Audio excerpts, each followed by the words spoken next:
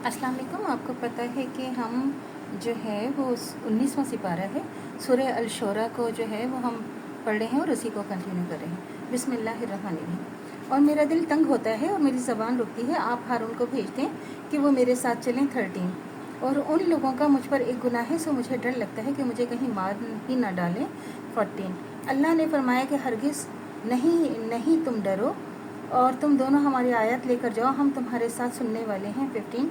तो तुम दोनों फ़िरौन के पास जाओ और कहो कि हम तमाम जहानों के मालिक के भेजे हुए हैं 16। और इसलिए आए हैं कि आप बनी इसराइल को हमारे साथ जाने की इजाज़त दे दें 17। फ़िरौन ने मूसा से कहा कि क्या हमने तुमको जब तुम बच्चे थे परवरिश नहीं किया और क्या तुमने बरसों हमारे यहाँ उम्र बसर नहीं की 18। तो और तुमने एक काम और किया था जो किया और तुम ना शुक्र मालूम होते हो 19। मूसा ने कहा कि हाँ, वो हरकत मुझसे नागहानी सरसद हो गई थी और मैं ख़ताकारों में था 20। तो जब तुमसे डर लगा तो मैं तुमसे भाग गया, फिर खुदा ने मुझको नबूवत और इल्म बख्शा और मुझे अपना रसूल बनाया 21। और क्या यही एहसान है जो आप मुझ पर रखते हैं कि आपने बनी इसराइल को ग़ुलाम बना रखा है 22। फिरौन ने कहा कि तमाम जहान का मालिक क्या 23।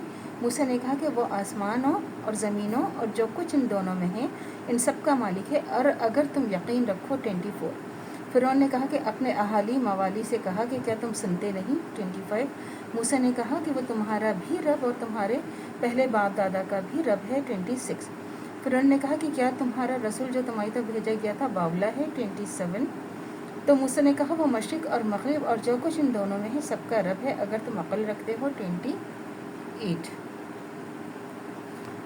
तो फिरौन ने कहा कि अगर तुम मेरे सिवा किसी और का माबूद बनाया तो मैं तुमको कैद कर दूंगा 29। मूसा ने कहा ख्वाह मैं आपके पास रोशन चीज़ें लाऊं, ये यानी मौजज़ा 30। तो फिरौन ने कहा कि अगर तुम सच्ची हो तो उसे लाओ और दिखाओ 31। तो मूसा ने अपना अस्सा डाल दिया तो उसी वक्त अजदहा बनकर ज़ाहिर हो गया 32।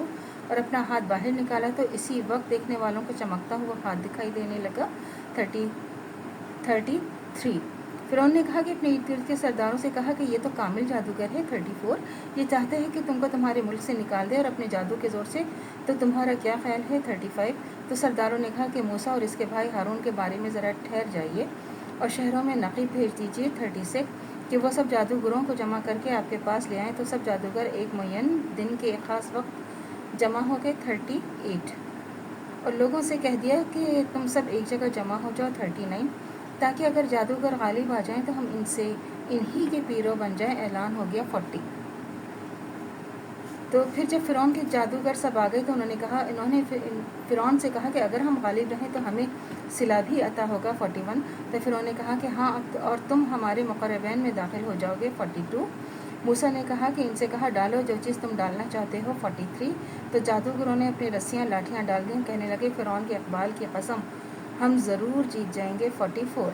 तो फिर मूसा ने अपनी लाठी डाली तो इन चीज़ों को निगलने लगी जो जादूगरों ने बनाई थी 45।